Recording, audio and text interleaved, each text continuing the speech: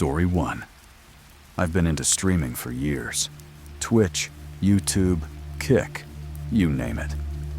Usually, I watch big names, but every so often I scroll to the low viewer section to find smaller, cozier streams. That's how I found Ava Streams. Her stream was nothing flashy. Soft fairy lights in the background, an old headset, and a desk cluttered with coffee mugs and open notebooks. She played these relaxing little indie games, Stardew Valley, Spiritfarer, and she talked to people. Not just read chat, but really talked.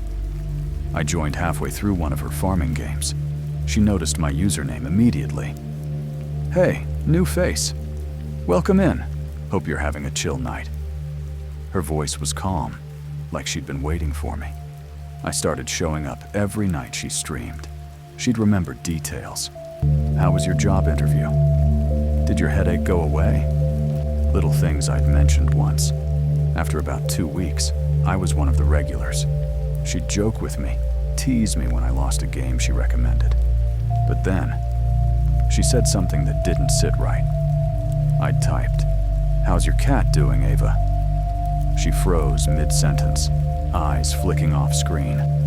Then she smiled like nothing happened and said, "He's fine. He's been gone for a while now."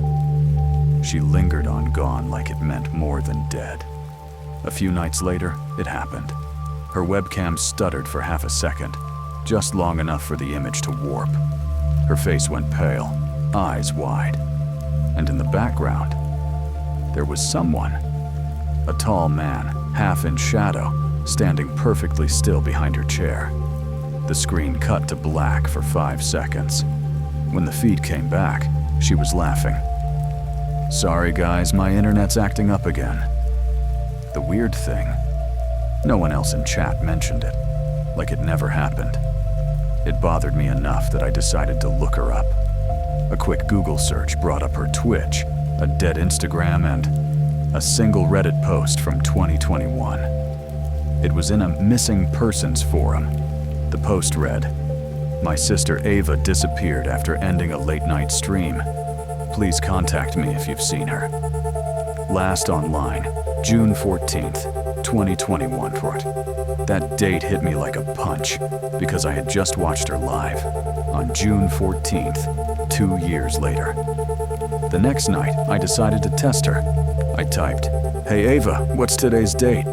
She paused, glanced somewhere off screen like she was reading something and said, "June 14th, 2021. The chat didn't react. I checked the VOD after. That part of the conversation wasn't there. It was like it had been cut out. I downloaded her streams and checked the file data. Every single one was recorded in the same week of June 2021. She wasn't live. She hadn't been live in years. And yet, she responded to me.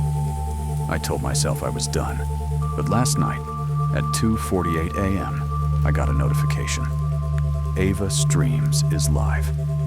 The thumbnail showed her smiling, but her eyes looked scared. I clicked in.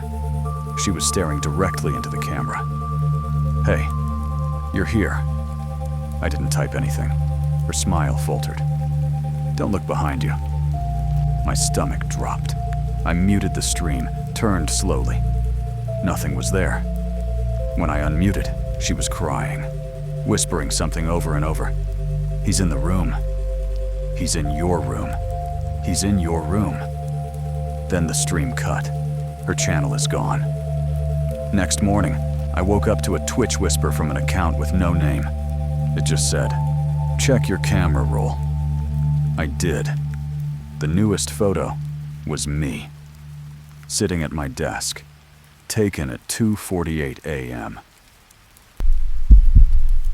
Story 2. I've always been a night owl. The world feels calmer after midnight. No cars, no neighbors stomping around, no constant ping of notifications. Just me, my computer, and the steady hum of my desk fan. I work remotely, so late nights aren't unusual. My apartment is small, A one-bedroom with creaky floors and paper-thin walls. The only real decoration is my desk set up by the window. Dual monitors, old mechanical keyboard, a little desk lamp that casts everything in warm gold. Last Tuesday started like any other. I made myself coffee around midnight, sat down, and started going through the mind-numbing data entry my boss had sent over. It was exactly 3:07 a.m. when something strange happened. My second monitor flickered, not like a crash, more like the quick static flash you get on an old TV. Then, a small notification popped up in the bottom right corner. Unknown, file downloaded. OpenMe.exe. My hands froze on the keyboard. I hadn't clicked anything. My browser wasn't even open. I opened my downloads folder, and there it was. The icon was a solid black square, like it was absorbing light instead of reflecting it. My first instinct was to delete it. I moved my mouse toward it, but then my cursor twitched. At first I thought my mouse was glitching, but then it started moving on its own. Slow, steady, deliberate. My hands were in my lap, but the cursor was sliding toward the file. It hovered over it and double-clicked. Both monitors went black. The hum of my PC fan slowed, like the whole thing was struggling to stay alive. Then came the sound. Faint static, growing louder, sharper, almost painful in my ears. A video appeared, grainy, monochrome. It showed a basement lit by a single swinging light bulb. In the middle was a chair. Sitting in that chair was me. Not someone who looked like me. Me. Down to the hoodie I was wearing, the coffee mug on the side table, even the small tear in my left sleeve. The me in the video leaned forward until his face filled the frame. He smiled, but it was wrong. Too wide, too many teeth. Then he whispered, "Don't look away." The screen flickered, and big block letters appeared. "One of us will not be here at sunrise." My pulse hammered in my ears. I yanked out my Ethernet cable, slammed the power button, and sat there in the dark. I was about to grab my phone when it buzzed on its own. A message from an unknown number. No text, just a video file. I opened it. It was a live feed from my own webcam. I could see myself sitting there at my desk. But behind me, in the dark kitchen doorway, there was a figure. Tall, motionless. Its face looked like it had been drawn from memory.